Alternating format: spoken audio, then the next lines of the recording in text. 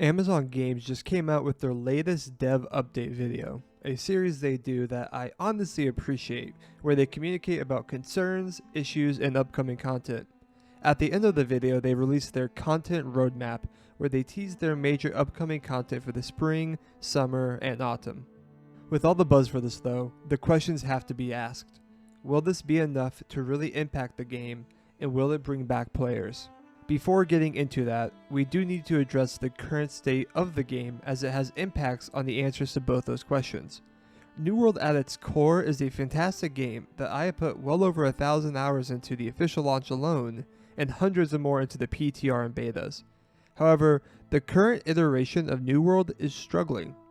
The balancing of weapons is in a frankly terrible spot, with the Great Axe and Ice Gauntlet just overshadowing anything else. In February, they did a good job of fixing a ton of issues with bugs, but there are still plenty out there that diminish enjoyment of this game. And that's not even talking about the latency issues this game has, where players are teleporting back and forth and damage registration fluctuates, especially in wars. This footage here came from a war that happened just this past Friday, and these kind of issues wear down on even the most hardcore players. These combined have led to a player base that clearly struggles to trust the developers. And why does this matter?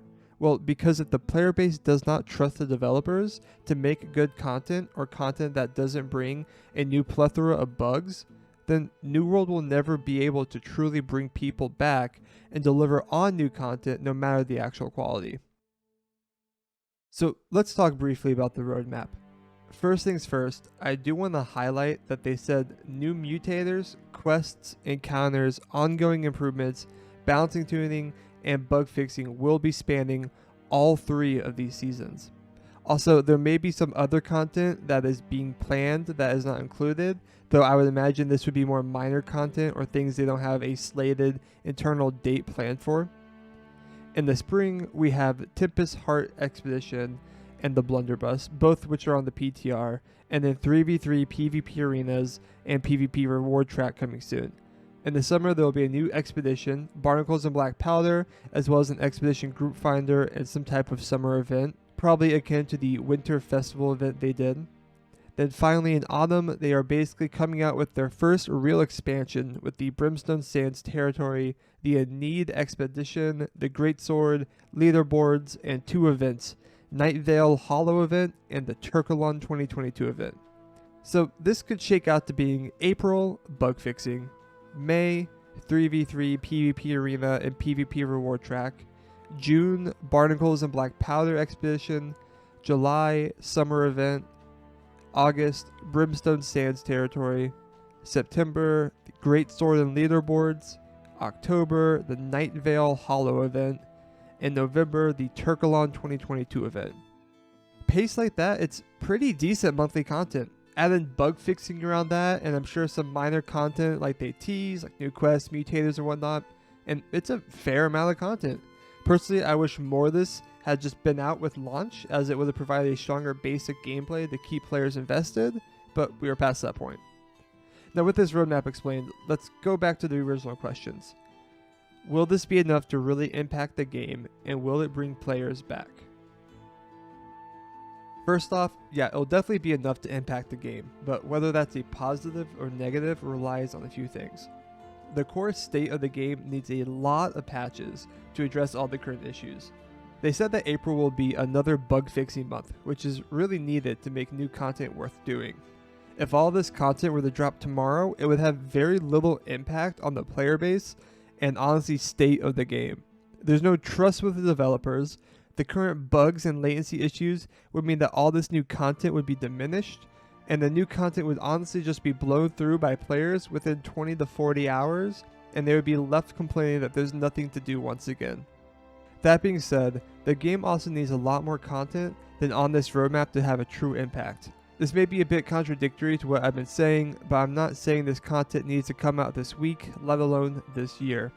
Gamers have such short attention spans to games nowadays, and are so ready to hop onto the next flavor of the month game that they don't allow games, especially MMOs, a chance to mature and develop.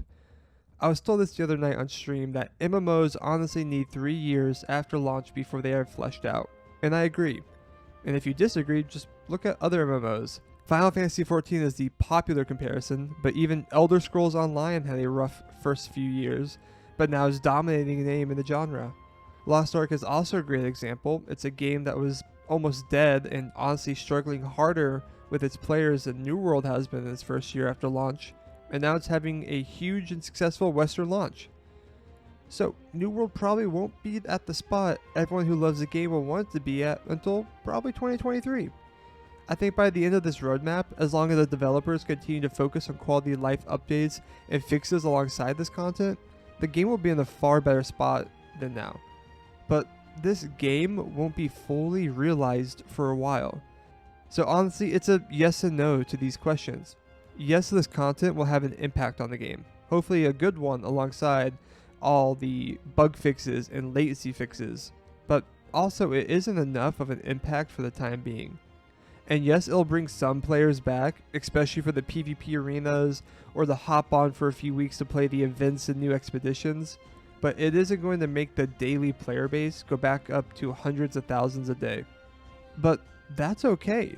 Be patient with the game. Hope the developers can figure things out and give it time to grow and develop. Despite how it feels sometimes, you aren't in a rush to quote unquote beat the game and move on. You can pause, come back, pause, come back, or whatever. That's okay. In the meantime, this roadmap is promising, and I can't wait to see how it actually pans out, as I love New World, and I really want it to be in a better state.